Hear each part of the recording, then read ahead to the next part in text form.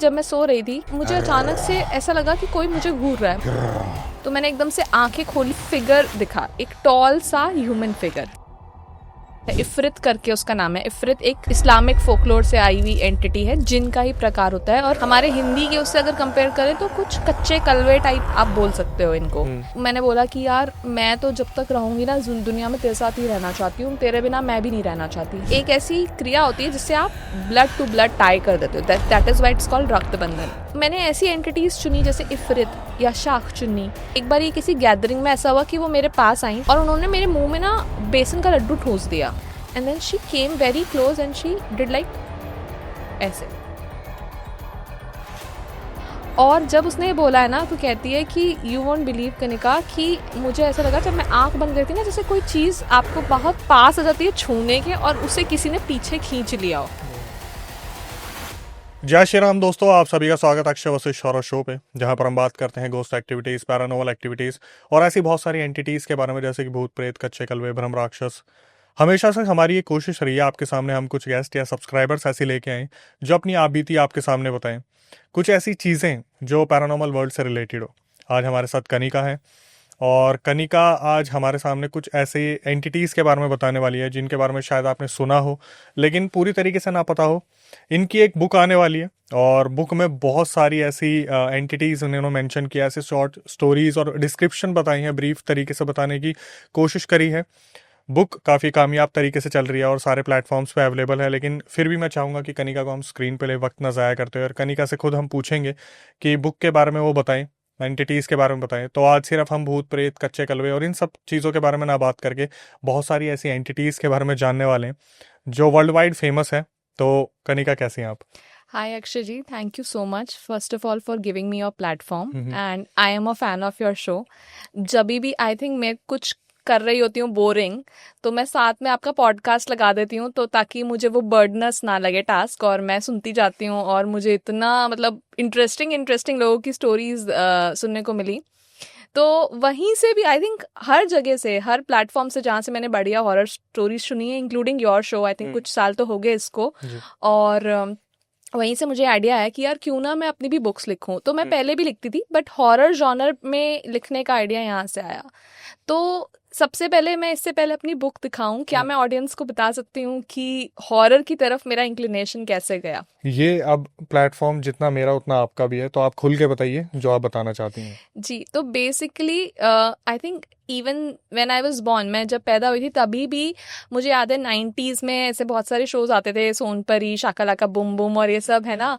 तो बहुत मेरे जो एज ग्रुप के बच्चे थे ये सब देखते थे और हम जब शाम को मिलते थे खेलने वेलने तो हम इसके बारे में चर्चा होती थी। पर मैं ना हमेशा वहाँ पे उठा के आहट का जिक्र और एक्स जोन का और पता नहीं कौन कौन से सीरियल कोई है और इन सब का जिक्र ले आती थी। तो वो सोचते हैं ये ऐसे प्रोग्राम्स क्यों देखती है, और तब मुझे भी नहीं पता था कि मुझे क्यों इसमें रुचि नहीं है सोनपरी वगैरह में, पर इसमें है। बट फिर बहुत बाद में मैं किसी एस्ट्रोलॉजर से मिली और इनफैक्ट उन्होंने मुझे बोला कि आपकी कुंडली में ना बहुत सारी ऐसी युक्तियां हैं जिनसे आपका ध्यान जो है वो ऑकल्ट की तरफ जाएगा, और हो सकता है आप लिखो भी फ्यूचर में इसके बारे में। तो तब मुझे तो यकीन नहीं हुआ, बट उन्होंने बताया, आई थिंक एक तो अगर आप जो भी हमारे व्यूअर्स भी थोड़ा बहुत अगर एस्ट्रो समझते हैं और इस प्लेटफॉर्म पे भी अगर आए हैं ऐसे लोग, तो 6-12 की एक युक्ति होती है, जैसे कि जिसमें बेसिकली अगर आपका जो राहु है वो 6th हाउस में है और जो केतु है वो 12th हाउस में है, तो बेसिकली क्या होता है कि एक मोक्ष कारक योग होता है, जिसको हम एक लेमन लैंग्वेज में ये भी बोल सकते हैं लास्ट बर्थ। तो उस जो वो होता है ना, आप बेसिकली डिटैचमेंट हो जाती है आपको वर्ल्डली चीज़ों पे और आपका ध्यान ऑटोमेटिकली ऑकल्ट और उन सब की तरह चला जाता है। तो वो मेरा है। मेरा 8th हाउस एक्टिवेटेड है। 8th हाउस भी is a house of death, okay, destruction etcetera. तो उसके एक्टिवेट होने से भी ये होता है कि आपका ध्यान मिस्टीरियस विद्याओं में बहुत ज़्यादा जाता है ना। तो मुझे इसीलिए मैं कह रही हूँ ना कि फ्री टाइम मिलता है तो मेरे को सबसे अच्छा यही लगता है सुनना हॉरर के बारे में और सब। एंड धीरे धीरे दिलचस्पी हुई, मैं ग्लोबल फोकलोर्स, और इंडिया हमारा इतना डाइवर्स कंट्री है टचवुड, उसके बारे में अलग अलग फोकलोर्स में मैं ध्यान देने लगी, पढ़ने लगी, सुनने लगी। पर एक इंसिडेंट ऐसा हुआ मेरे लाइफ में जो कि बहुत मेजर था और जब मुझे लगा कि मुझे लिखना ही चाहिए। अब तक तो मैं सुन रही थी पर भगवान की कृपा से मैंने कभी कुछ ऐसा फील नहीं किया था, क्योंकि मैं काफ़ी स्पिरिचुअल भी हूँ। बट ये बात है कोविड लॉकडाउन जब फेज़ 2 चल रहा था हमारा, 2021 था शायद। एंड क्या हुआ कि एक तो वैसे ही वो समय इतना ज़्यादा माइंड बॉगलिंग था, इतना ज़्यादा परेशान कर देने वाला था। लोगों की डेथ्स हो रही थी आसपास, हम लोग सबको खो रहे थे अपनों को। और उसी टाइम पे भी सुशांत सिंह का हादसा हुआ, SSR वाला, जून में आई थिंक। तो मुझे याद है कि उस वक्त मैं घर पे अकेली थी, कोई और था नहीं, और मैं अच्छे मतलब जॉब वॉब करती थी, सब था, और हमारे ऑनलाइन जॉब चल रही थी। बट मैं पूरा दिन समहाउ बस उसी बारे में सोचती रही कि ये क्या हो गया, कैसे हो गया। इतना ज़्यादा आई थिंक मैंने उसको थॉट दे दिया कि उसी दिन रात में एक चीज़ हुई कि जब मैं सो रही थी, लाइट वाइट सब बंद थी, और मुझे अचानक से ऐसा लगा कि कोई मुझे घूर रहा है। मतलब यू हैव दैट फीलिंग ना, अगर आपको कोई, आप पीछे भी से भी कोई आपको घूर रहा हो तो यू हैव दैट फीलिंग कि कोई घूर रहा है।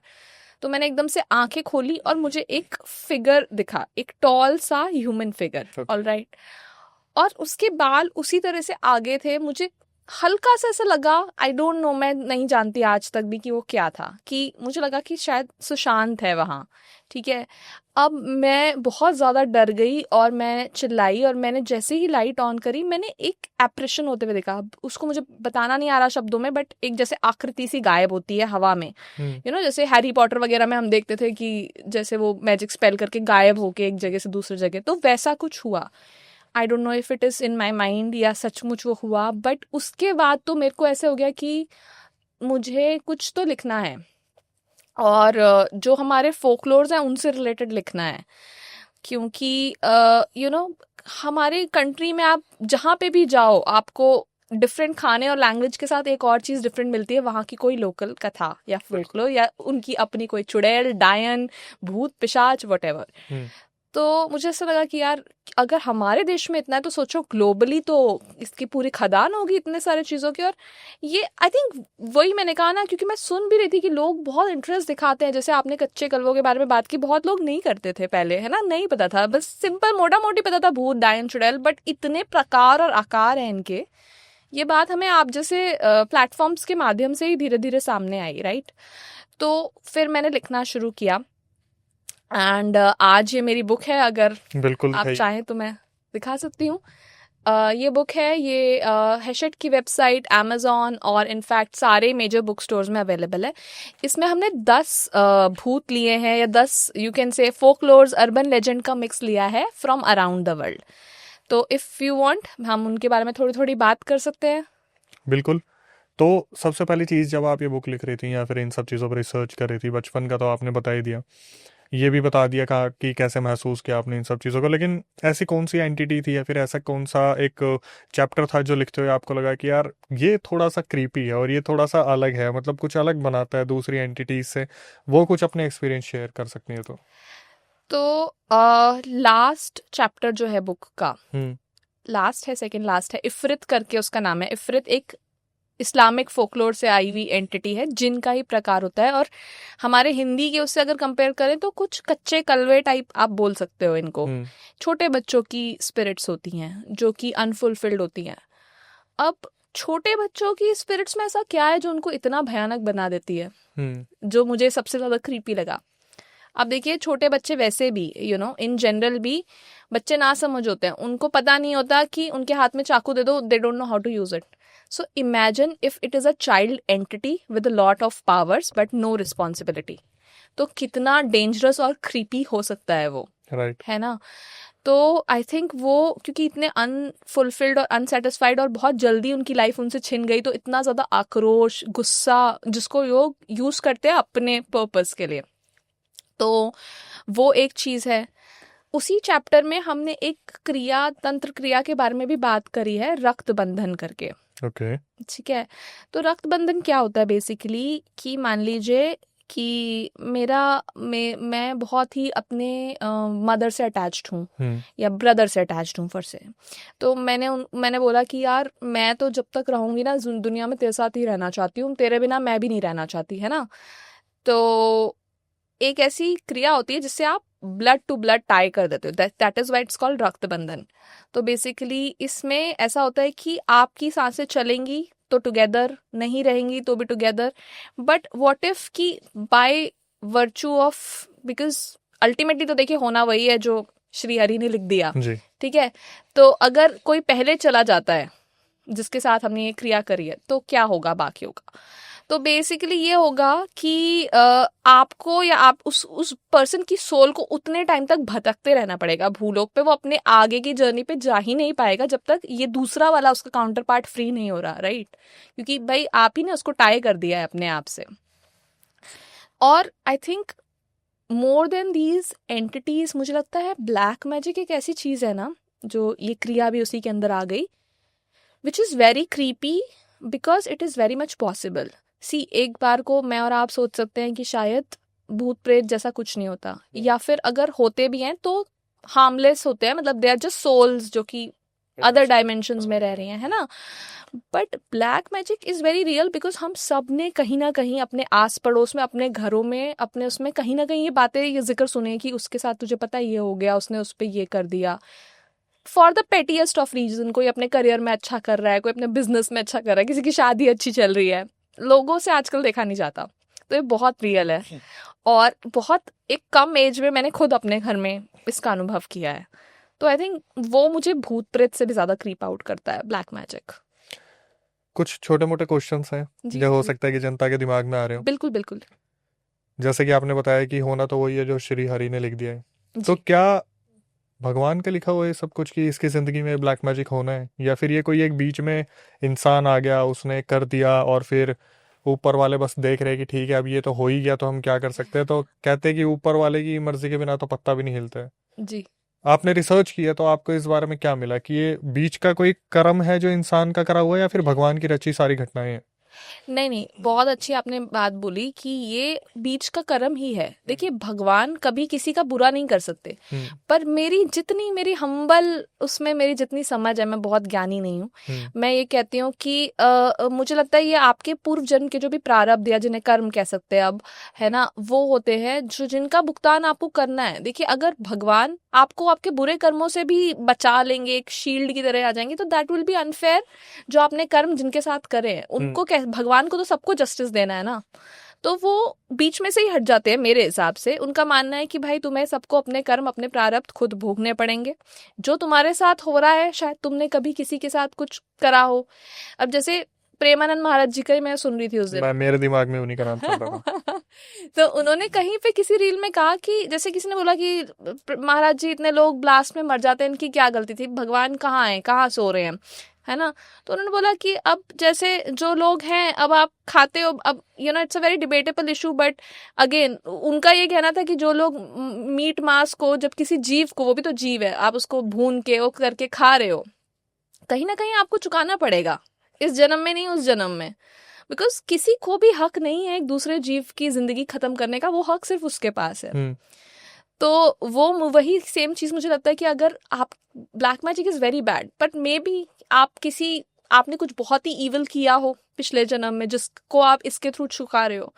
भगवान का सहारा सिर्फ वही आता है कि हमारा डिफिकल्ट समय से निकलने की जो स्ट्रेंथ मिलती है ना, वो होप है जिसके बारे में अगर हम सोचते रहते हैं, जो हमें शक्ति देता है कि नहीं यार ये टाइम भी निकल जाएगा.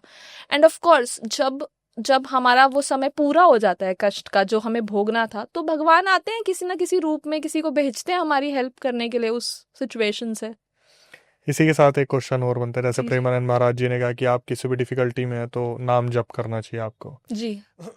आपको क्या लगता है कि नाम जप करने से चीजें टल जाती हैं या फिर ये सिर्फ स्ट्रेंथ के लिए?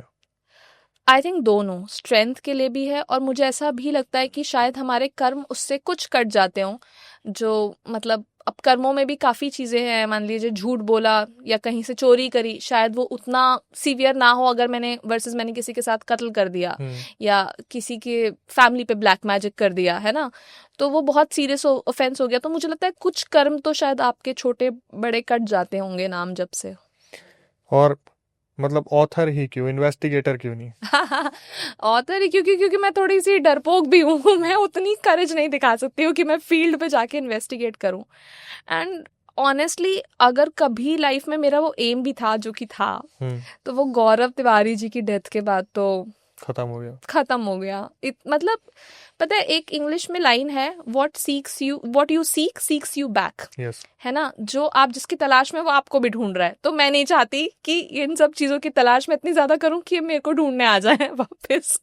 Every actions every actions. Right. So वैसे तो बहुत सारे क्वेश्चन है जो मेरे दिमाग में चल रहे हैं, जी। लेकिन फिर भी इन सब चीजों में घर वालों का क्या बोलना था भाई, ये कौन सी लाइन चूज की आपने? ओ बहुत ज्यादा, मतलब बचपन से मेरी मम्मी ऐसे बोलती थी, तुम कुछ हेल्दी क्यों नहीं देख सकती, तुम कुछ अच्छा क्यों नहीं पढ़ सकती, ये तो बहुत गंदा है माइंड के लिए, ये सब चीजें क्यों सुनती हो क्यों। और जब लिखने ही लग गई तो आई थिंक उनको बहुत ही वो हुआ। बट जब उन्होंने ये पढ़ी ना, क्रीपी क्रॉली स्पेशली, तो उन्होंने देखा कि ये स्टोरी में सिर्फ डर के लिए भूत नहीं है, हर एक भूत का कोई कहीं से कोई पर्पस निकल रहा है, कहीं से कोई गिल्ट है, कहीं से कोई रॉन्ग डूइंग है, कहीं कोई कुछ गलत हुआ है जहाँ से ये भी अराइज हो रहे हैं, कोई एक मॉरल लर्निंग है हर चैप्टर में। तो फिर उनको ये वाला अडेप्टेशन आई थिंक अच्छा लगा। जैसे कि आपने बुक लिखी बहुत सारी एंटिटीज के बारे में, तो ये गिनी चुनी एंटिटीज को आपने पिक किया, बहुत सारी एंटिटीज थी, ऐसा क्यों कि यही 10 या 9 जो चैप्टर्स हैं यही क्यों? पहली बात तो इसका ऐसा तो नहीं कि बहुत ज्यादा रोचक भरी चीजें थी वो दिखी कि यार इफरित जिन है, या फिर बहुत सारे चैप्टर्स में कुछ ऐसी मेन एंटिटीज है जैसे अभी हम ऑफ स्क्रीन डिस्कस कर रहे थे, राइट। वही क्यों?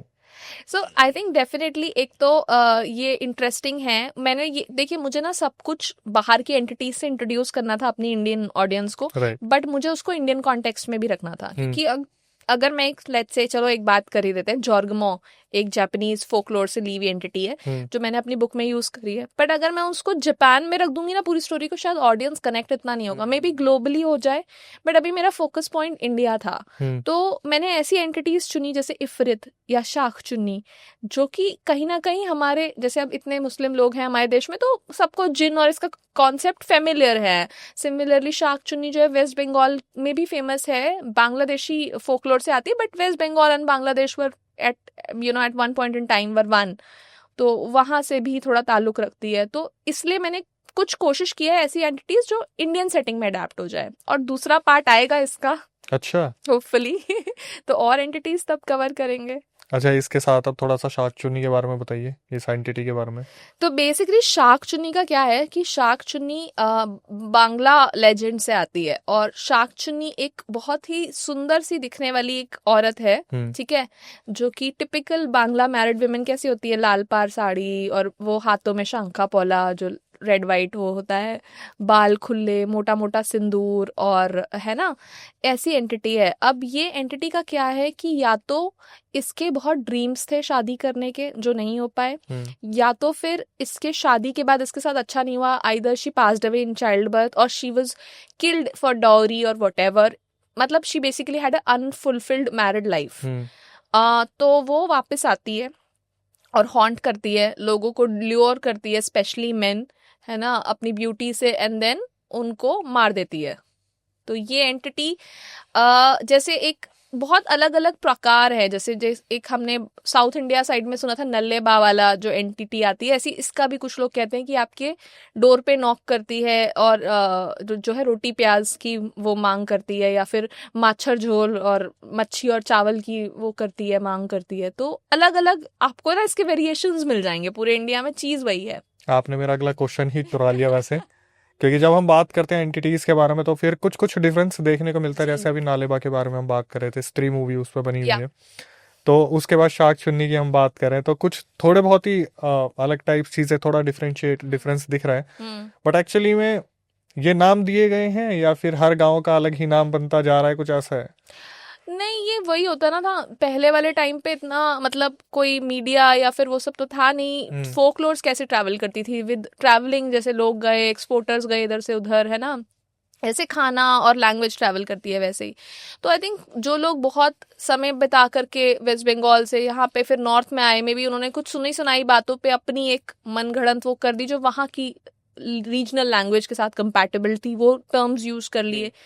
तो मेरे हिसाब से तो आई थिंक ऐसा ही होता है, तभी आपको बहुत सारी स्टोरीज कॉमन दिख जाएंगी यहाँ। इनफैक्ट यहाँ नहीं, हमारे जो आसपास के देश हैं, मेसोपोटामिया, आई मीन आज का ईरान, इराक, अफगानिस्तान, यहाँ पे भी काफी आपको एंटिटीज कॉमन दिख जाएंगी।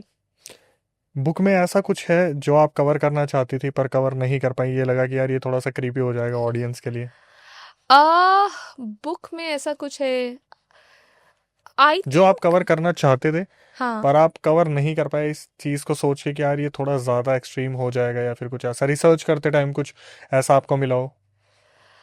आ नहीं, मुझे ऐसा नहीं लगता। आई थिंक मैंने मोटा मोटा ही तो सब कवर ही कर लिया है। Hmm. But I think Indian folklores के बारे में और ऐसी बहुत सारी चीजें इन डेप्थ हैं जिसपे अपनी एक किताब बन सकती है। तो क्रीपी रीजन की वजह से नहीं, बट वो इतना एक्सटेंसिव कंटेंट था कि वो इस बुक में फिट नहीं हो सकता था। तो उसका तो एक अलग से ही इंडिया फोकस्ड बनाना पड़ता, जैसे आपने कहा इतने सारे रीजन और अलग अलग वो। तो यस। रिसर्च करते टाइम आपको पता चला टोटल एंटिटीज है कितनी? नहीं, इस पे मैंने अभी ध्यान नहीं दिया। मैंने सुना है 4 लाख से ज्यादा एंटिटीज ओ है। My God. तो आप सोचिए कितनी बुक्स आ सकती है। बुक में कोई ऐसा चैप्टर जो कुछ कवर कर रहा है, कोई ऐसी क्रिया या फिर कुछ ऐसा, खैर इंडिया के बारे में हम बात नहीं करते, तो भी कोई ऐसा पोल्टरगाइस्ट टाइप या फिर कुछ अ, ऐसी एंटिटी, जैसे हम जापान की एंटिटीज के बारे में बात करते हैं, हम्म। तो उनके बारे में सुना जाता है कि ये दीवारों के अंदर रहती है, क्रैक्स में से देखती हैं, हम्म। और ऐसे इंसिडेंट्स काफी फेमस भी हैं। कोई ऐसा इंसिडेंट आपने जो बुक में कवर किया हो? Oh my God, I think आपने तो मेरी सेकंड स्टोरी के बारे में ही शायद बात कर ली ऑलमोस्ट। हम्म। तो जॉर्गमो, जिसके बारे में मैं पहले ही बता रही थी, हम्म। ये ना छोटे स्पाइडर लाइक क्रीचर्स होते हैं, जापानीज फोकलोर में बहुत फेमस है। हम्म। अभी कहते हैं कि ये दिखते छोटे छोटे हैं, but when they come out of cracks and creeks, hmm. आपके घरों में छुपे हुए रहते हैं, और आपको ऐसा लगेगा कि इतनी तेज आवाज करेंगे, छोटा सा स्पाइडर ही तो है, बट आवाज ऐसी होगी टक टक टक टक टक टक कि आप पागल हो जाओगे, on the brink of becoming mad, कि भाई ये आवाज कहाँ से आ रही है, ना चूहे दिख रहे हैं ना कुछ है। और कहीं से भी when they pop out they can increase their size, and they are also suppose to breathe fire from their mouth, which I am not sure. But इस कहानी पे हमने कुछ इंडियनाइज करके उसके बारे में बात करी है कि कैसे अगर एक पुराना घर हो, मान लीजिए, सोचिए, है ना, और आप बहुत खुशी खुशी शिफ्ट कर रहे हैं कि यार ये तो पुराने स्टाइल का घर है, इसमें स्पेस ही स्पेस है, आजकल स्पेस का बहुत प्रॉब्लम हो गया है, तो मैं तो खुल के जीऊंगा किंग साइज, एंड सडनली आपको वहाँ के एटिक में से आवाजें आ रही हैं, आपको हर जगह स्पाइडर्स ही स्पाइडर दिख रहे हैं, नो मैटर कितना आप पेस्ट कंट्रोल करवा लो, हो हट नहीं रहे हैं, हर जगह मकड़ी के जाले ये वो, टू द पॉइंट कि आप उन स्पाइडर्स से दोस्ती करने पे मजबूर हो जाते हो कि यार इनको तो एक्सेप्ट करना ही पड़ेगा as part of my life, है ना। और वो स्पाइडर्स भी आपको ऐसा फील कराते हैं कि वो तो हार्मलेस हैं, बल्कि आपके प्रोटेक्टर्स हैं, बट रियलिटी कुछ और है। जब हम बात करते हैं पितृ के बारे में, कुछ उनके बारे में आपने रिसर्च की? नहीं, देखिए, पितृ तो मुझे, मेरे ओपिनियन में ऐसा मानना है मेरा कि वो तो शायद एक पॉजिटिव एंटिटी ही होती है, मतलब जो हमारे पूर्वज हैं, तो उनको रिस्पेक्ट, वो सिर्फ रिस्पेक्ट चाहते हैं, है ना, कि आप उनका अच्छे से, उनके जाने के बाद उनको याद करें, शायद दिया जला लें उसके उसमें, तो वो at the max I think एक दोष की तरह, अगर आप उनको राइट सम्मान नहीं दे रहे हो तो वो एक दोष की तरह अपीयर आ सकते हैं, बट मुझे नहीं लगता कि वो किसी को हॉन्ट करने, या एटलीस्ट मैंने नहीं सुना या ऐसा कुछ करे। जैसे हम अपने रियल इंसिडेंट कवर करते हैं तो उसमें आता है कि श्राद्ध के टाइम पे उन्हें पूजा नहीं जाता, या लास्ट राइट्स उनके ढंग से परफॉर्म नहीं किए जाते, तो उनका थोड़ा प्रकोप देखने को मिलता है। बिल्कुल, वही मैंने कहा ना, देखिए वो एज अ दोष तो आ सकते हैं, इतना सो मच सो कि it can be a generational curse. मतलब अगर मेरे, मान लीजिए हम भी जैसे ब्राह्मण फैमिली से ही आते तो काफी मानते हैं इसमें सब में, तो मेरे पर दादाजी ने अगर अपने किसी पितरों का कभी ठीक से सम्मान नहीं किया, उनसे कोई भूल चूक हो गई, तो आज की तारीख में मैं अपनी कुंडली भी दिखाती हूँ तो मेरे उसमें पितृदोष रिफ्लेक्ट करता है, वो कि पितृदोष है आपके इसमें, मतलब इट्स अ जनरेशनल थिंग, तो वो इतने इजीली तो माफ नहीं करते। एंड ऑफ कोर्स फिर उसके लिए वो रेमेडीज बताते हैं कि आप रोज एक वो दिया जलाओ, रोज नहीं जला सकते, शाम को तो अमावस्या को कुछ नहीं कर सकते तो एटलीस्ट वो 15 दिन जो श्राद्ध के होते हैं उसमें कर लो। तो यस, तो that can be very much possible, but at the same time मैं मतलब उनको एज इवल एंटिटीज के साथ सेम कैटेगरी में नहीं रखना चाहूंगी। बुक के अंदर कौन सी ऐसी एंटिटी है जो आपको लगता है ये सबसे ज्यादा कमजोर है? सबसे ज्यादा कमजोर एज इन पोजेस नहीं कर सकती, या फिर उसका अटैक इतना ज्यादा नहीं होता? जैसे हम बात करते हैं आत्मा, भूत, प्रेत, बेताल, भ्रम राक्षस, फिर वो लेवल बढ़ता चला जाता है। लेकिन इस बुक के चैप्टर में जैसे 1 2 3 4 5 6 ऐसा तो नहीं है आपने 9 10 जो है वो हाईली एक्टिव एंटिटीज का रखा हुआ है? नहीं नहीं नहीं, ऐसा नहीं है। बट एक एंटिटी है जिसका नाम है कुटुलू, ठीक है, और ये हेतियन उससे आती है, उसका ओरिजिन है। एंड वो लोग इतने एडवांस थे, हेतियन मायन सभ्यता ये वो, कि उन्होंने ना पहले ही देख लिया था कि जो उन्होंने प्रिडिक्ट किया था, जो उनके टर्म्स है कि there will be an entity जो कि आपका माइंड पोजेस कर पाएगी, आपको कंट्रोल करके आपके माइंड में जा कर के एक तरह से एज अ उसको होस्ट कैप्चर करके, ठीक है, आपसे चीजें करवा पाएगी। एंड ये बहुत हद तक आज की डेट में हमें कहीं ना कहीं इसकी एटलीस्ट साईफाई मूवीज में झलक दिख जाती है। मैं बात कर रही हूँ एआई की, ठीक है। कुछ दिन में वैसे बोलते हैं कि एआई जो पैरालिटिक लोग हैं इतना एडवांस हो जाएगा कि हम उनकी कॉन्शियसनेस को फिट कर सकते हैं, and they will be able to move their hand, they will be able to talk, think, है ना, व्हाटएवर। स्टीफन हॉकिंग्स ने शायद एक एक्सपेरिमेंट भी किया था पीछे। तो मुझे ऐसा लगता है कि जहां एक तरफ ही पॉजिटिव साइड है, कोई डाउन साइड्स नहीं देख रहा। व्हाट इफ ऑल दो साईफाई मूवीज जिसमें रोबोट्स टर्न्स अगेंस्ट यू, और ये जो मशीन्स होते हैं ये आपके अगेंस्ट चले जाते हैं और आपको ओवर पावर करके बहुत शातिर तरीके से they begin to wipe out human race, वो असलियत में भी हो सकता है। बट अभी के लिए मैं कहूँगी ये थोड़ा सा फारफेच्ड है, तो सबसे शायद कमजोर एंटिटी यही है। वैसे अगर आपने देखा हो तो एक मूवी आ चुकी है विल स्मिथ की, आई रोबोट करके, जी, काफी टाइम पहले आई थी, उसमें यही दिखाया था कि जी, रोबोट्स कैसे ह्यूमन के ऊपर एग्जैक्टली। रूल करेंगे। एंड देन अभी भी ऐसी बहुत सारी प्रिडिक्शन चल रही है। मेगन बहुत अच्छी, मेगन, रिसेंटली काफी अच्छी मूवी सेकंड है। पार्ट भी उसका आ गया वैसे अभी। यस। इन सब चीज़ों के बारे में जब हम रिसर्च करते हैं तो एज अ फीमेल आपने क्या एक अलग चीज़ पाई कि यार एक चीज़ लिखना, हाँ, उस पर रिसर्च करना, और वो चीज़ काफ़ी फील होती है जब हम इन सब चीज़ों के बारे में रिसर्च करते हैं कि यार नेगेटिव जोन में तो नहीं जा रही। यस। उसके बारे में थोड़ा सा रोशनी डालना चाहेंगे। बहुत मतलब वियर्ड एक्सपीरियंस है। जैसे क्या होता है ना, मुझे अभी भी ऐसा होता है कि जैसे ये जो एंटिटीज हैं ये आपको कोई, जैसे मूवीज में दिखाते हैं डायरेक्टली पोजेस करके, या फिर ऐसे नहीं कि सामान इधर उधर करते हैं। मुझे लगता है ये बहुत ही शातिर और सटल वेज में आपको पोजेस करने लगते हैं, इन्फ्लुएंस करने लगते हैं, एटलीस्ट जो मेरा मानना है। मतलब इतना ज्यादा अगर आप बहुत ज्यादा इस पे टाइम इन्वेस्ट कर दो, मैं आपसे भी जानना चाहूंगी इसके बाद बाय द वे कि आप कैसे इतना सेन रखते हो अपने आप को रोज ये काम करके, है ना। बट जैसे मेरे साथ ऐसा हुआ कि यार इतना डिप्रेशन, इतनी नेगेटिविटी, सडनली ना आउट ऑफ नोवेयर ऐसे थॉट्स आने लगते हैं। सब सही चल रहा है लाइफ में कि क्या ही फायदा है ऐसी लाइफ का, कोई कोई पॉइंट है ऐसे जीने का, क्यों, कोई रीजन नहीं है मेरे पास। आई एम सो ग्रेटफुल, मेरे पास इतनी चीजें हैं जो लोगों के पास नहीं है, फिर भी ऐसी चीजें आ रही है मन में, या लोगों के लिए कि इवन क्लोज लोगों के लिए कि एक ना साइलेंट सी वॉइस होती है जो अंदर बोल रही है, देखा ये हमेशा ऐसी करती हैं, ये तेरे को कभी समझेंगी ही नहीं। खुद मेरी मदर के लिए, मेरे हस्बैंड के लिए तो आपको दूर करने लगता है, मुझे लगता है इससे। और फिर जब वो पॉइंट आता है ना, मुझे लगता है कि बहुत ज्यादा नेगेटिविटी या बहुत ज्यादा नेगेटिव थॉट प्रोसेस हो रहा है मेरा रादर, तो मैं कट कर देती हूँ थोड़ी देर, फिर मैं मतलब नाम जप या प्रेमानंद महाराज जी इसको बढ़ा देती हूँ टू बैलेंस दैट। बुक में और कौन कौन सी एंटिटीज हैं, थोड़ा सा बताएंगी? बुक में सबसे पहले तो बात करते हैं छलावा के बारे में, जो हमारे इंडिया से ही है, आपको पता है, मोस्ट फेवरेट फेवरेट और फेमस। तो छलावा को लोग अलग अलग रीजन में अलग अलग, कोई पहाड़ी साइड पे छल बोलते हैं, सलेड़ा। हाँ।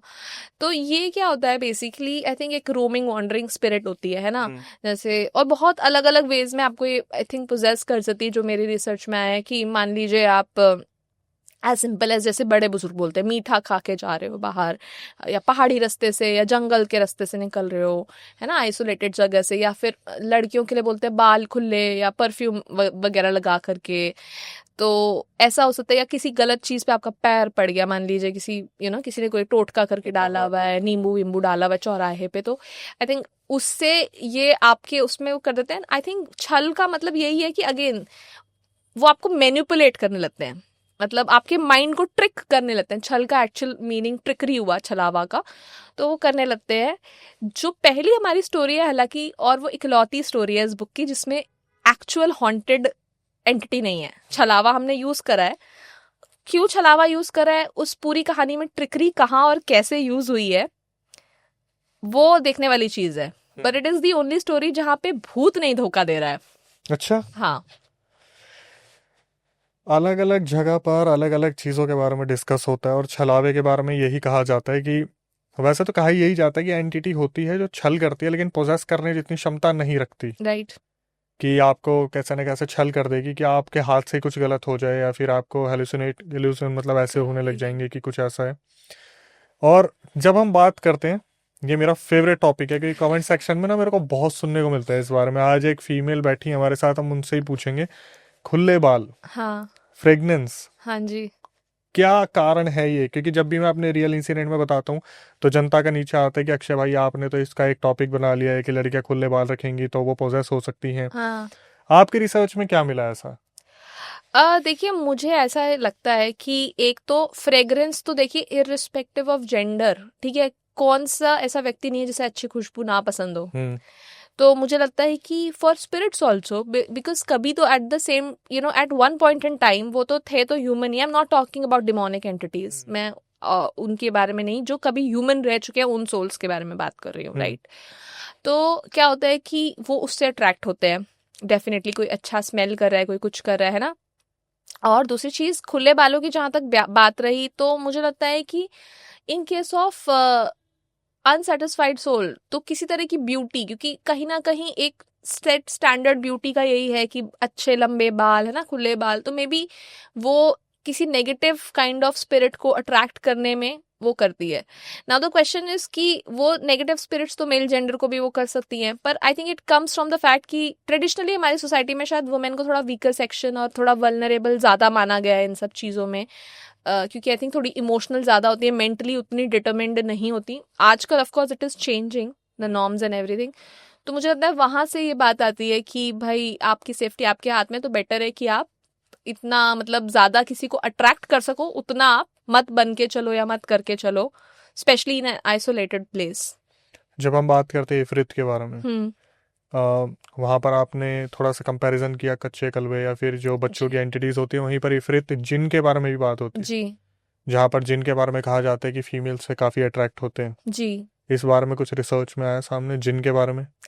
जिन बहुत प्रकार के होते हैं। पहली बात यस। तो जिन एक अलग ही कैटेगरी है, वो तो ठीक है, बट उनमें भी सब डिविजन्स हैं, है ना, आपको तो पता ही है। कुछ अच्छे जिन भी होते हैं, मतलब I don't come from Muslim background, I don't know, but I have heard that कुछ जिन ऐसे भी हैं जो नमाज भी पढ़ते हैं, उनका वक्त अलग होता है शायद नॉर्मल टाइमिंग से, बट पढ़ते हैं। और कुछ उसमें ऐसे होते हैं जो कि काफ़ी, कैसे बोलना चाहिए उसको, लेक्चरस किस्म के, जो काफ़ी फिजिकली बहुत वो रखना चाहते हैं, तो आई थिंक वो वाले होते हैं जो वेमेन से काफ़ी अट्रैक्ट करते हैं। And then there are some इफरित जो है वो उनकी चाइल्ड जिन, हाँ, चाइल्ड डीमन, चाइल्ड जिन वाली फॉर्म जो होती है वो इफरित होती है। तो ये है। बाकी मैंने ऐसा सुना है एक दो अपने फ्रेंड्स से कि उनमें भी यही बिलीफ है, जैसे बाल खुले रखने की अगर हमने बात करी ना, कि अगर आप जैसे बाल खुले रख के कहीं पे, खासतौर पे कुआं वुआं है, मतलब ये भी एक क्वेश्चन में आने वाला था मेरे। आप हाँ, पूछेंगे मैं बता। मैं आप तो आप बताए दो।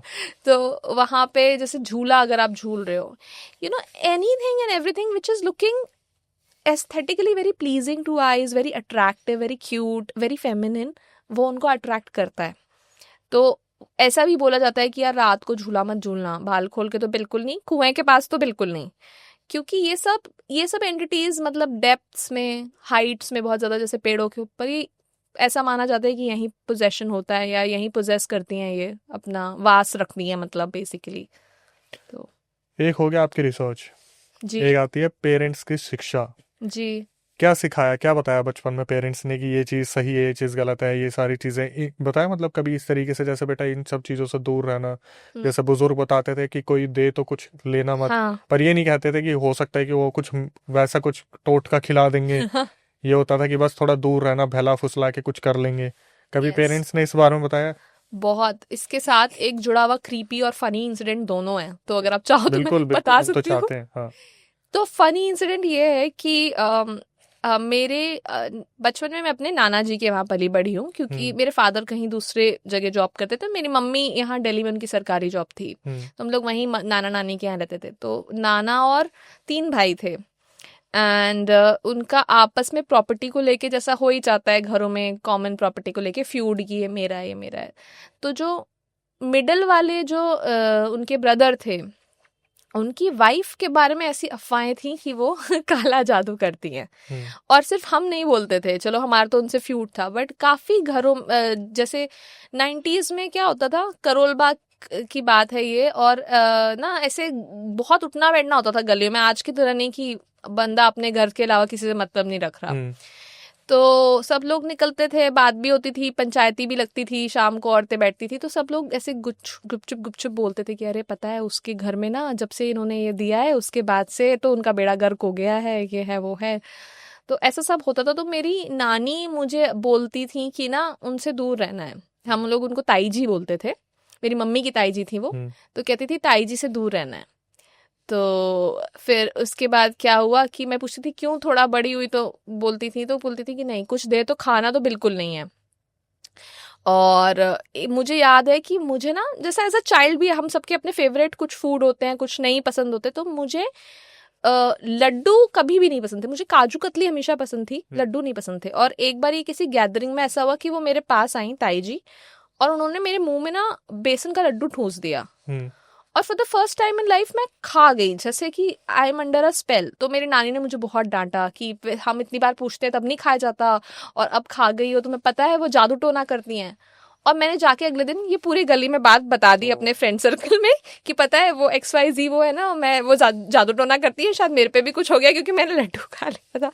It became a very awkward thing for my family to cover up later. But what happened later, I think कुछ समय के बाद जब चीज़ें और वर्स हो गई, मेरी मम्मी की गवर्नमेंट जॉब में प्रमोशन हो गई, वो काफ़ी अच्छे लेवल पे आ गई। तो ये बात उन्हें बहुत अखरती थी क्योंकि उनके बच्चे पढ़ाई में उतने अच्छे नहीं थे ताई जी के।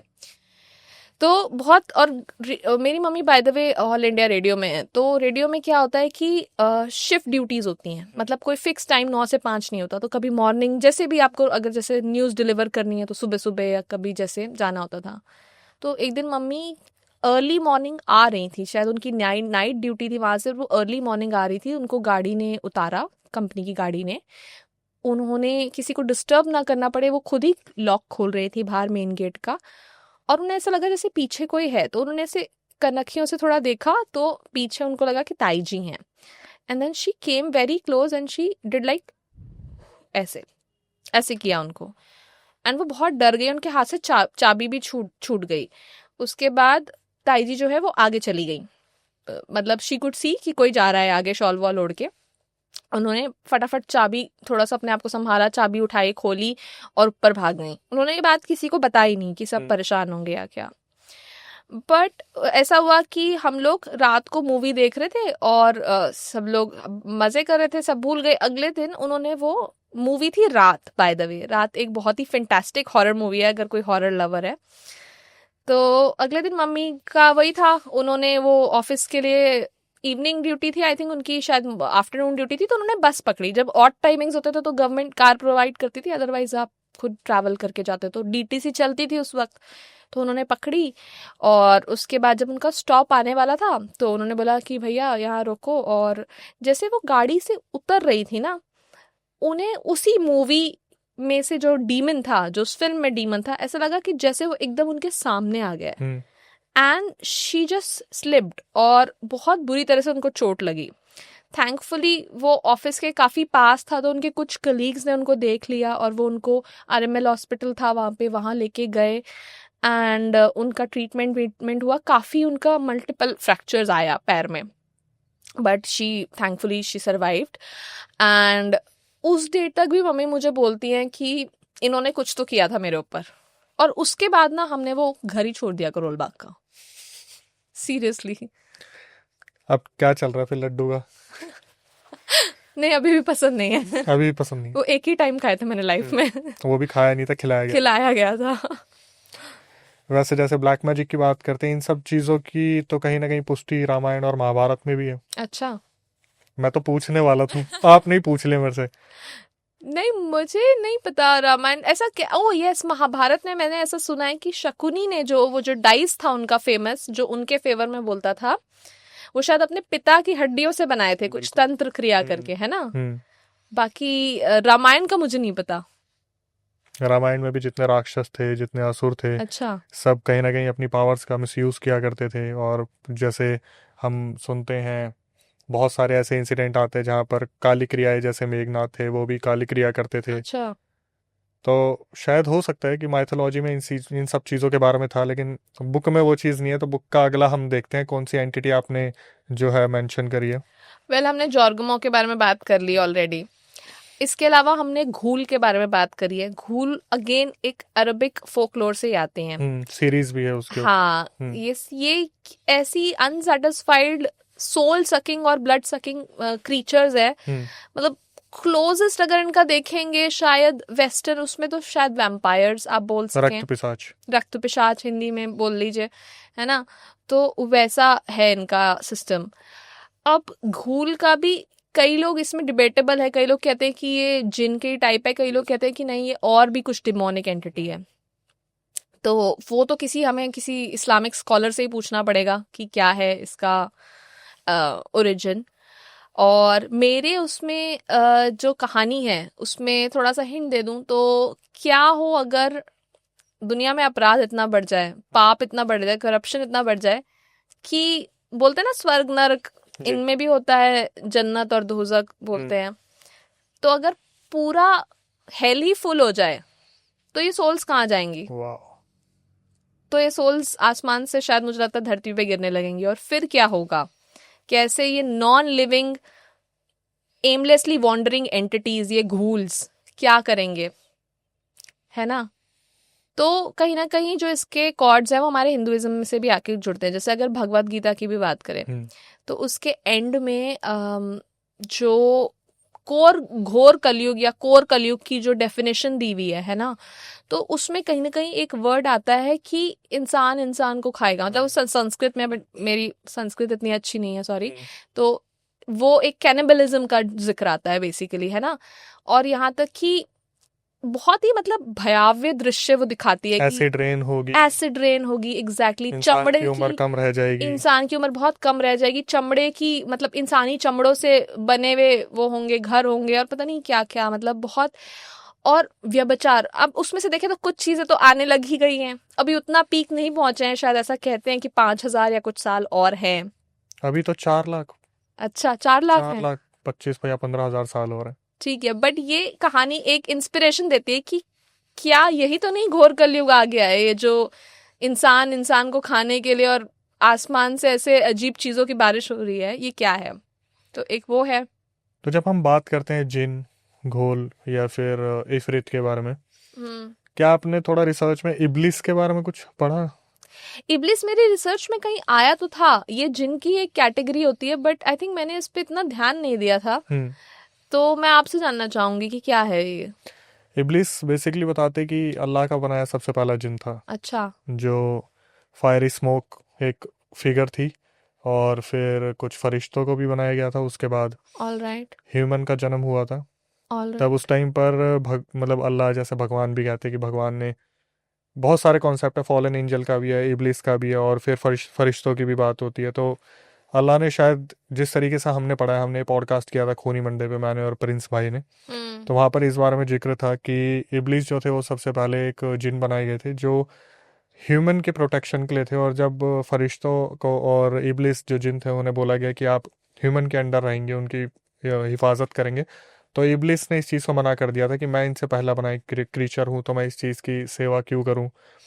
उसके बाद बहुत सारे जो जिन थे, जैसे जिन, रिन, टिन, टान और जान, जिन जितने भी थे, जैसे अभी हम टाइप ऑफ जिन्स की बात कर रहे हैं, वो एक अलग ही आर्मी बननी स्टार्ट हो गई थी, जिन्हें हम बाद में फॉलन एंजल्स के नाम से जानते, लूसीफर, मॉर्निंग स्टार हो गए, या फिर अलग अलग जो है। लेकिन ये पूरा कॉन्सेप्ट, मतलब जब जिन की बात होती है तो सबसे पहले जो जिन थे वो इब्लिस थे। Wow, nice. मैं इस पे और पढ़ूंगी। और कोई, जैसे हम चुड़ैल डायन के बारे में बात करते हैं, ऐसी कोई एंटिटी निकल के आई? एक दो शाक चुन्नी के बारे में हमने बात करी इसमें। उसी से रिलेटेड एक निशिडाक भी, आई थिंक। निशिडाक थोड़ी अलग है। निशिडाक का मुझे नहीं पता कि जेंडर क्या है, नहीं बांग्ला है। हाँ, बट उसमें ऐसा होता है कि वो ना रात के समय कोई आपको आवाज देता है, आपका नाम बुला के। और आपको उसको बिल्कुल अटेंशन नहीं देनी है। बट कहते हैं कि इतनी मनमोहक आवाज होती है कि आप इग्नोर नहीं कर पाते हैं। हाँ, बट वही तो आई थिंक विल पूरा वो है ना, आपका स्ट्रेंथ है कि आपको हम्म। नहीं जाना है। तो उसमें आई थिंक ये एक और बहुत सारी इंटरेस्टिंग, एक्चुअली बांग्ला में अपने आप में इतनी सारी इंटरेस्टिंग, वो एक पेटनी करके होती है आई थिंक, वो भी ऐसा कुछ होती है कि वो आपके घर खाना खाने आती है, कुछ ऐसा होता है। और जब तक वो कुछ नहीं कहेगी अगर आप उसको आराम से खाना सर्व करोगे और खाते हुए देखोगे, बट अगर आपने भागने की कोशिश की वो आपको अटैक करेगी। एक कोई उनकी पानी से रिलेटेड डीमन होती है जो आपको पानी में खींचने की कोशिश करती है। पंडुआ। पंडुपा। पंडुआ तो चलो बिहार से बहुत ज्यादा पॉपुलर है। बट ये सेम जैसे हमने बात करी ना थोड़ी देर पहले की, फोकलोर्स ट्रैवल भी करते हैं, तो ये सेम एंटिटी एक बुक में भी है, कापा करके। हम्म। तो अगेन वो हमने ये जापानीज रीजन से ली है। हम्म। उसमें भी ऐसे होता है कि अगर कोई बंदा या कोई भी व्यक्ति अगर पानी में डूब के उसकी मौत हो गई, and you know it was very unfortunate accident, या उसको अगर जबरदस्ती भी उसमें डुबाया गया है, मारा गया है, तो उसकी सोल क्या करती है कि ट्रैप करती है वहां पे आने जाने वाले लोगों को जो उस वाटर बॉडी में ट्रैवल कर रहे हैं, उसके पास से गुजर रहे हैं, एंड देन उसी तरह से डुबा के मार देती है। तो कापा इसमें हमने भी यूज करा है। पंडुआ के बारे में सुना है आपने? हाँ, मैंने सुना है इसके बारे में, पर मुझे ये नहीं पता था कि ये बिहार रीजन से, मुझे लगा ये शायद नॉर्थ ईस्ट की ही कहीं से, या फिर असमीज या वहाँ की फोकलोर में से आता है। पंडुबा के बारे में कहा जाता है कि इंसान को इसका जो मारने का तरीका है वो बहुत ही ज्यादा अजीब है। इंसान जब नहर के अंदर गड़े मिलते हैं, फेस उनका जमीन के अंदर होता है, तब पता चलता है अच्छा पंडुबा ने किया है। Oh my God. क्या रिएक्शन था जब पता चला यार कि शहरों में वो छोटी वाली चुड़ैलें घूम रही हैं? और मैं तो आई थिंक तब बहुत छोटी थी और काफ़ी मैं डर गई थी जब ये हुआ था। इनफैक्ट मुझे याद है कि कब कोई अगर कोई आई डोंट नो कोई जेन्युइन व्यक्ति भी उस समय बेल बजाता था, तो डर डर का माहौल। हाँ, देर देर रात तक। और एक बार ऐसा हुआ था हम्म। कि उसी टाइम पे ये सब बातें चल रही थी, और अंदर ना तब तो एक तक पूर्व वाले धारावाहिक आते थे, तो पूरी फैमिली का टाइम सेट होता था हम्म। कि 8 से इतने बजे हम लोग बैठ के देखेंगे व्हाटएवर। तो मेरा इतना इंटरेस्ट नहीं था, तो मैंने जाकर के बेल बजी, मैंने देखा तो एक बूढ़ी आंटी खड़ी हुई थी, ठीक है। नहीं नहीं, बट उनके वो नॉर्मल, जैसे हम लोग तो एक पंजाबी एरिया में रहते थे, तो उन्होंने जैसे वैसे वैसे ही अटायर था उनका, शॉल वॉल पहनी हुई थी नीचे जैसे अपने सलवार सूट होते हैं, और हम्म। ऐसा लग रहा था कि मतलब पता नहीं क्या है। बट मैंने उनसे पूछा आंटी क्या काम है, क्या काम है, मैंने दूर से ही पूछा। काफी बड़ा हमारा बेड़ा था बीच में, तो मैं गई नहीं, उसको मैंने क्रॉस नहीं किया। तो उन्होंने कुछ रिप्लाई नहीं दिया, बस बोलती रही 1 मिनट इधर आना, 1 मिनट इधर आना। तो मैं ऑफ कोर्स उधर नहीं गई और मैं भाग के अंदर आ गई और मैंने बंद बंद कर दिया।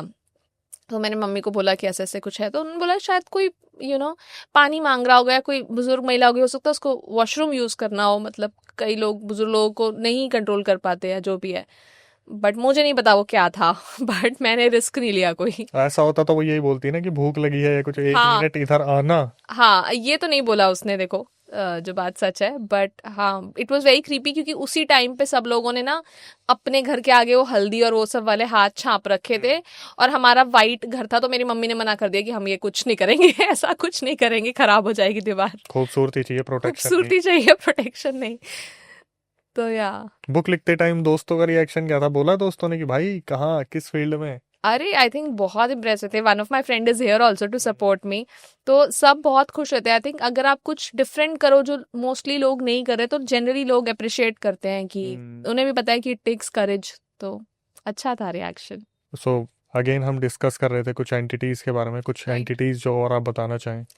वेल, 2 एंटिटीज जो हैं जिनके बारे में भी जिक्र नहीं हुआ, ऑलमोस्ट हमने सबके बारे में कर लिया है। तो एक तो डिबिक है। डिबिक बहुत इंटरेस्टेड है। हाल फिलहाल अभी हम बात कर रहे थे कि एक मूवी बनी है इस यस। पे, बट डिबिक कभी इतना ज्यादा थीम में एक्सप्लोर नहीं किया गया, क्योंकि ये एक इजरायली या जूइश माइथोलॉजी से आता है बेसिकली। अच्छा, इजराइल का मुझे बड़ा फैसिनेशन है, मैंने बड़ा रिसर्च करा हुआ है उस कंट्री पे, और बहुत पढ़ा है उसके बारे में। तो मिस्टिज्म के बारे में भी पढ़ा है, क्योंकि ये तो है ही मेरा एरिया ऑफ इंटरेस्ट। तो कबाला करके एक ट्राइब होती है, जो कि काफी ऑर्थोडॉक्स जूइश में भी काफी एक बोल सकते हैं कि मिस्टिज्म प्रैक्टिस करने वाली ट्राइब होती है। तो उनका ये मानना है कि एक एंटिटी होती है डिबिक, जो कि एक बेसिकली फॉर्मलेस, इसे हम बोल सकते हैं कि नेवर बॉर्न कर्स टाइप की एंटिटी होती है, डिमोनिक कर्स, जो कि ना डायरेक्टली आपको नहीं पोजेस करता या डायरेक्टली आपको दिखेगा नहीं या उसकी कोई ह्यूमन फॉर्म जैसे नहीं लेता। ये अपने आप को किसी चीज़ से अटैच कर सकता है, किसी भी पुरानी चीज़ से। कोई बॉक्स हो सकता है, डिबिक बॉक्स जैसे बहुत फेमस कॉन्सेप्ट है बाहर, कि डिबिक बॉक्स का क्या होता है कि एक स्पेसिफिक दिखने वाला सा ना बॉक्स होता है, जैसे कुछ नंबर्ड ड्रॉर्स होते हैं उनके, और एंटिक एंटीक टाइप का, और ऐसे म्यूजिकल इंस्ट्रूमेंट जैसे अगर ये प्रेस करोगे तो ये खुलेगा, ये करोगे तो कुछ कोड्स लगाने पड़ते हैं, इजीली नहीं खुलते उसके सारे ड्रॉर्स। तो पहले के समय में तो ये कुछ ऐसे सीक्रेट्स वगैरह स्टोर करने के लिए वो होता था। बट फिर बहुत लोग, जैसे हमारे यहाँ पे तंत्र क्रिया कह लो, इंग्लिश में ब्लैक मैजिक, उसी तरह से डिबिक को यूज करने लगे कर्स छोड़ने के लिए या ट्रांसफर करने के लिए, कि कुछ चैंट्स वैंट्स इनकेंटेशंस करके उसमें कर्स एक छोड़ दिया, उसको लॉक कर दिया, और वो किसी के घर पे रख दिया। अब वो धीरे धीरे उसको हॉन्ट करेगा अगर आपने उसको खोला, टच किया या आप उसको खोल पाए। तो वो होती है डिबिक बॉक्स की स्टोरी। इसके अलावा बहुत सारे लोग मानते हैं कि ये किसी भी पुरानी चीज़ में अपने आप को अटैच भी कर सकता है, जैसे कोई पुरानी डायरी, कोई एंटीक से लिया हुआ फर्नीचर। तो आई थिंक इसी के बारे में हमने एक स्टोरी में अपने बात करी है कि कैसे अगर आपको एक ऐसा कोई कर्स्ड चीज़ मिल जाए जिससे आप जो विश मांगो, अब मैं एग्जैक्टली तरीका नहीं बता रही हूँ, थोड़ा सा तो मैं चाहती हूँ लोग मेरी बुक्स खरीदें, तो कैसे अब उसमें बोल के होगा, लिख के होगा, बट अगर आपकी विशेस पूरी होने लग जाए, but it is not a good thing. The twist is that कि सब कुछ पूरा होगा but it is in not a good way. तो वो देखने के लिए आपको ये स्टोरी पढ़नी पड़ेगी। अभी इसके ऊपर एक मूवी भी आई है, विच बोर्ड करके। अच्छा। हाँ, उसमें यही दिखाया कि एंशियंट टाइम में जो विचेस होती थी वो कुछ प्रैक्टिस करती थी और कुछ सैटेनिक पावर्स को उससे बुलाती थी। तो उस टाइम पे जो विलेजर्स थे, स्थानीय लोग थे, उन्होंने कैसे न कैसे उस बोर्ड को वहाँ से बचा लिया था, हटा दिया था।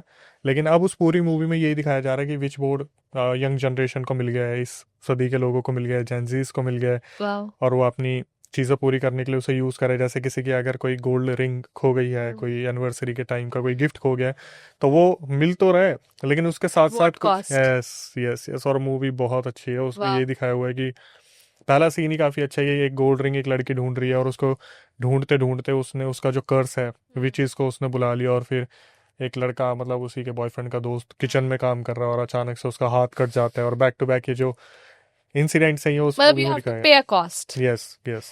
आई थिंक इसी का बहुत ही हमारे सब एनीमे मांगा लवर्स जानते होंगे डेथ नोट के बारे में। डेथ नोट इज तो इसी से रिलेटेड है वो, है ना, कि आप जो भी लिखोगे, किसी भी अपने एनिमी को एलिमिनेट करना चाहते हो, ठीक है, बट धीरे धीरे वो आपकी कॉन्शियस पे इतना हैवी होने लगता है। It's a wonderful movie. आपने देखा होगा ब्लैक मैजिक का भी यही है। जैसे लोगों को ये समझ में आता है कि मैं अगर किसी को बर्बाद करना चाहता हूँ तो मुझे ब्लैक मैजिक कर देना चाहिए, लेकिन ये नहीं पता कि वो लौट कर वापिस आता ही है। Exactly exactly.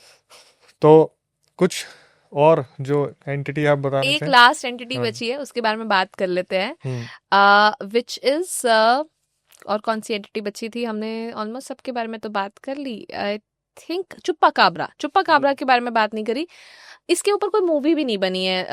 ये क्योंकि बहुत ही अलग थलग एक जगह है Latin America, which is basically south America और नॉर्थ अमेरिका, जो यूएस और कनाडा वाला रीजन है, उसके बीच में जो मैक्सिको, न्यू मैक्सिको और ये सब जगहें आती हैं। तो चुप्पा काबरा बेसिकली क्या है कि एक डिमोनिक एनिमल फॉर्म कह सकते हैं उसको। वो एक ह्यूमन फॉर्म की बजाय एक एनिमल शेप शिफ्टर टाइप का दिखता है। और वो वहाँ पे, क्योंकि वो बहुत ज़्यादा एसेंशली फार्मिंग रीजन है, न्यू मैक्सिको में बहुत ज़्यादा फार्मिंग और फार्मर्स और ये सब होते हैं मैक्सिको में, तो वहाँ पे उनकी क्रॉप्स और वो सब तबाह कर देता है। मतलब अगर आपको किसी दिन आप उठे और आपको पूरा एक ऐसा मैस्कर्ड सीन दिख रहा है कि आपके एनिमल्स स्लॉटर्ड हुए हुए, आपकी फसल बर्बाद हुई हुई है, वो तो समझ जाओ ये चुप्पा काबरा का काम है। और उसको खुश करने के लिए वो लोग कुछ कुछ ऐसे भी रखते हैं कि एक एसेंशियल पोर्शन ऑफ मीट उठा के पहले ही भाई उसके, जैसे बोलते हैं ना, भोग के लिए अलग रख दिया कि भाई खा लो और हमें परेशान मत करो। तो वो भी मान्यताएं हैं कि एक सर्टेन पहले ही हमने निकाल के आपका हिस्सा अलग रख दिया, आप प्लीज़ हमारी क्रॉप्स को, हमारे एनिमल्स को मत खाना या मत टॉर्चर करना। बट बहुत ही ब्रूटल ग्रूसम वे में, मतलब किसी इंसान या जानवर द्वारा किया गया काम नहीं लगता वो पता चल जाता है। तो उसके बारे में भी एक कहानी है। ये सुनने में काफ़ी इंटरेस्टिंग लग रहा है क्योंकि एक सीरीज जो ऑडियो फॉर्म में किसी पॉकेट अच्छा एफएम पे अवेलेबल थी, उसमें मैंने ये चीज़ सुनी थी कि इंडिया अच्छा के अंदर कोई विलेज था और उसमें कोई ऐसा क्रीचर था जिसको फसल का देवता कहते थे। अच्छा। और फसल का देवता के लिए वो यही करते थे कि अपने कुछ हिस्से की फसल जो थी उसके लिए रखा करते थे। हाँ बाद में फिर लोगों को काफ़ी अच्छी है वो, अब तो खैर मुझे भी नहीं पता मैंने कहाँ सुनी थी वो। फिर बाद में पता चलता है कि एक्चुअली में कोई एंटिटी थी जो फसल लेके अपनी पावर्स बढ़ा रही थी। तो फिर इन्वेस्टिगेटर्स वहाँ पे जाते हैं और उसे कैप्चर्ड करते हैं, तो पता चलता है ये एंटिटी थी जो फसल ना देने पे गांव वालों को परेशान कर रही थी। कोई शहर से इंसान गया था जिसने ये जिद लगा ली थी कि अब हम फसल नहीं देंगे। फिर वो एंटिटी जो है वो इंसानों को खाना शुरू करती है, फिर उसे पकड़ा गया था। Oh my God. इसके बाद कोई पैरानॉर्मल किस्सा जहां पर आपको लगा हो यार ये तो बहुत अजीब ही था, दोस्तों से सुना हो? भगवान की दया से मेरे साथ कभी ऐसा कुछ पैरानॉर्मल नहीं हुआ, मतलब जो भी होने नहीं मैंने दिया ना आपने, तो वो तो बुलाया तो था कि एक बार इधर आ। हाँ तो ये भी तो उनकी कृपा है, जैसे हाँ ये है, वो उनका हाथ होने का। हमेशा रहता है। तो बट हाँ एक बार आई थिंक एक मेरी फ्रेंड के साथ मैंने सुना था। हम्म। तो तब मैं बॉम्बे में काम करती थी, 2019-20 की बात होगी शायद। तो क्या हुआ कि उसका ना घर था मीरा रोड की तरफ। मीरा रोड इज एसेंशली मतलब एकदम सबब लगा लो बॉम्बे का वहाँ पे। तो अब वो अपने पेरेंट्स की इकलौती डॉटर थी, पेरेंट्स उसके काफ़ी मतलब सीनियर एज के थे, उसकी शादी होने वाली थी। तो जैसे होता है कि भाई पेरेंट्स को नहीं परेशान करना चाहती, भाई वगैरह और कोई हेल्प के लिए था नहीं। तो बेचारी सब कुछ खुद ही मैनेज करती थी कि इसके बाद ऑफिस के बाद चली जाऊंगी, ज़्यादा छुट्टियां भी नहीं आप कॉर्पोरेट में ले सकते, ऑफिस के बाद लहंगा वहंगा बुक करने लेने चल जाऊंगी। तो ऐसे ही एक दिन उसने मुझे बोला कि यार आज ना मेरे लहंगे का ट्रायल है, शायद मुझे फाइनल मिल जाए। हम्म। और मतलब मैं देखूंगी कुछ करेक्शंस हुई नाप वाप की तो ठीक है, बाकी नहीं तो मैं पिक करके चली जाऊंगी, मैं जल्दी जा रही हूँ, मुझे रिपोर्ट करती थी वो। तो मैंने कहा ठीक है, तो मुझे बता देना प्लीज़ जैसे पहुंच जाए। थोड़ा सा I know Bombay is much safer, but मुझे थोड़ा सा लगा रहता है being a women also I think. तो उसके बाद उसने बोला ठीक है मैं तेरे को बता दूंगी। वो 5 साढ़े 5 निकली। तो उसको जाना था बैंड्रा में, ये सारे हाई प्रोफाइल आउटलेट्स हैं और ऑपोजिट हैं दोनों डायरेक्शन। तो पहले बैंड्रा में गई वो, वहाँ से उसने बुटीक बुटीक का ट्रायल व्रायल करके मैंने उसको फ़ोन किया कि हमारा ऑफिस जो था अंधेरी में था, तो आई थिंक उसको बैंड्रा पहुँचने में ही कुछ टाइम लग गया होगा। तो मैंने पूछा कहाँ पे है, तो उसने बोला कि अरे अभी तो ये 6 बजाए, मैं अभी पहुँची हूँ हम्म। यहाँ पे, और मैं यहाँ से करा करके फिर मुझे हनुमान मंदिर जाना है, फिर मैं जाऊँगी वहाँ पे। तो उसके बाद ऐसा हुआ। उसके बाद उसका मुझे 8 सवा 8 फ़ोन आया कि ना यार अब मैं निकल रही हूँ मीरा रोड के लिए, मेरे कुछ बेसिक फिटिंग्स थी और वो हो गई हैं, और मेरे को मंदिर जाना था। वहाँ सैटरडे को जाते हैं लोग हनुमान जी के मंदिर, थोड़ा सा चेंज है दिल्ली और वहाँ पे। तो उसके बाद उसने बोला कि यार मैं ना ऑटो कर रही हूँ क्योंकि लोकल से तो मेरे को बहुत टाइम लग जाएगा अब। तो मैंने कहा ठीक है। तो उसके बाद उसने ऑटो वोटो करा जैसे जो भी था, उसके बाद मैं अपने काम में बिजी हो गई, घर आ गई, जो भी मैंने इतना ध्यान नहीं दिया। बट उसके साथ क्या हुआ उसने हमें अगले दिन बताया। तो बेसिकली वो जब थोड़ा सा आप बोरीवली के पास जब जाते हो ना, तो Sanjay national park, Sanjay one करके एक जगह आती है जो कि एसेंशली जंगल ही है। मतलब एक तो उसका नेशनल पार्क वाला रास्ता है और एक उसका थोड़ा सा जंगल साइड वाला रास्ता है। संजीवन एक दिल्ली में भी है। हाँ आई नो। हाँ मुझे लगा कहीं कंफ्यूजन नहीं क्रिएट नहीं, हो रहा वहां पे भी है, बोरीवली के पास भी है। ज्यादा वहां पे फॉरेस्ट आई थिंक बचे नहीं है, एक आरे है और एक यही वाला है। है। हो सकता है मुझे एग्जैक्टली नाम ना पता हो, बट आई थिंक जहां तक मुझे याद है संजय नेशनल पार्क ही है उसका नाम। हम्म। तो बोरीवली के पास है एनीवे, शायद रीडर्स करेक्ट कर सकते हैं कमेंट्स में अगर हम्म। की पुरानी बात हो गई। तो वहां पे उसके ऑटो ने ना डी रूट ले लिया। अब सबसे पहला थॉट एज अ फीमेल आपको क्या आएगा? कोई भूत प्रेत का नहीं आएगा, अनफॉर्चुनेटली इंसान ज्यादा खराब है। तो इनसिक्योरिटी। हम्म। उसने सबसे पहले सोचा कि यार ये तो भैया तो दिख तो सही रहे हैं, मतलब थे भी बड़ी उम्र के, पोलाइट ये वो, बट उसने कोई चांस नहीं लिया। तो उसने अपना फ़ोन निकाला मैप ट्रैक करने के लिए या किसी को कॉल करने के लिए, और कोई सिग्नल नहीं, उसका कोई ऐप नहीं काम कर रही, कुछ नहीं काम कर रहा। अब उसको डर लगे तो उसने बोला भैया, थोड़ा सा उसने हिम्मत दिखाई, बोला भैया आप क्या कर रहे हो, यहाँ क्यों लेके जा रहे हो ये वो। तो उसने बोला कि बेटा, उनको भी लग गया कि शायद ये मुझ पे शक कर रही हैं या क्या। तो उन्होंने बोला अरे बेटा, मेरे हाथ में कंट्रोल ही नहीं है, मुझे नहीं पता कि ये इस साइड कैसे मुड़ गया ओ। ऑटो, है ना, और क्यों मैं मतलब यहाँ इस तरफ जाए जा रहा हूँ। और उसके बाद वो मिडिल ऑफ द जंगल पहुंच के उनका ऑटो खराब हो जाता है। अब वो चलाएं, चले ना, आसपास ना बंदा ना बंदे की जात, कोई नहीं। उसको अचानक से ऐसी आवाजें सी आने शुरू हो गई, और वो भैया को बोले कि आप अपना ऑटो निकालो, पता नहीं क्या है, कोई जानवर है, कुछ है यहाँ पे, सेफ नहीं, आप अपना फोन निकालो, सॉरी। तो उन्होंने फोन वोन खोला, उनका भी ना चले, उनका तो नॉर्मल बेसिक फोन था, वो भी, उसमें भी सिग्नल नहीं, कुछ नहीं। तो अब पता नहीं इसको बहुत सारी चीजें ना आने लगी कि सोचने लगी कि यार, जैसे जब वो लोग एक ड्रेप करके देते हैं थोड़ा सा सजा वजा के मेकअप करके, ताकि आप अपना फाइनल लुक देख सको, और परफ्यूम वर्फ्यूम भी लगा रखा था उसने, उसको लगा कि यार मैंने ये गलती तो नहीं कर रही है वो। तो जब वो इन सब सुपरस्टिशंस या सो कॉल्ड सुपरस्टिशंस के बारे में सोच ही रही थी ना, तभी उसको ये भी याद आया कि यार वो तो हनुमान मंदिर भी होके आई है, एग्जैक्टली। तो उसको तो मतलब नहीं वो करना चाहिए। और उसने ना अपने बैग में से फ्रेनेटिकली सर्च करने लगी, और छोटी सी प्रसाद की पुड़िया निकाली, जो अपना बूंदी दाने वाला प्रसाद होता है, और उस पे एक छोटा सा टीका लगा था। तो उसने वो जो है हनुमान जी को याद किया, और वो वैसे भी हनुमान भक्त थी, तो उसने मतलब अपने माथे पे लगाया और बोला कि बाबा मुझे बचा लो यहाँ से, कैसे भी मुझे यहाँ से निकाल लो आप।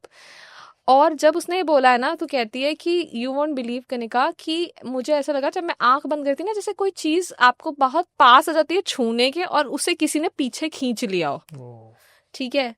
और ये कहते के साथ उसके फोन में सिग्नल भी आ गया, उसने फटाफट तो पहले लोकेशन डाली अपने उस पे कि भाई हाईवे पे, मेन हाईवे पे आए हम लोग। तो उसके बाद उसने भैया को बोला, भैया अब आप स्टार्ट करो। तो उस बोला कि मैं कितनी देर से तो कर रहा हूँ, नहीं हो रहा। कहती नहीं, अब आप स्टार्ट करो, अब होगा। तो उसने मन में हनुमान जी का नाम लिया, और उनका रिक्शा चला, और पीछे से अभी भी वो अजीबोगरीब सी आवाजें उसको आ रही थी, और कैसी तरह से उनका ऑटो निकल के मेन हाईवे पे आया। उसने मतलब अगले दिन वो बेचारी ऑफिस पहुंची, उसने बोला कि मुझे कल सीरियसली हनुमान जी ने बचा लिया, ये तो पता नहीं क्या होता। काफी सुना है वैसे हमने मुंबई के ऐसी लोकेशंस के बारे में।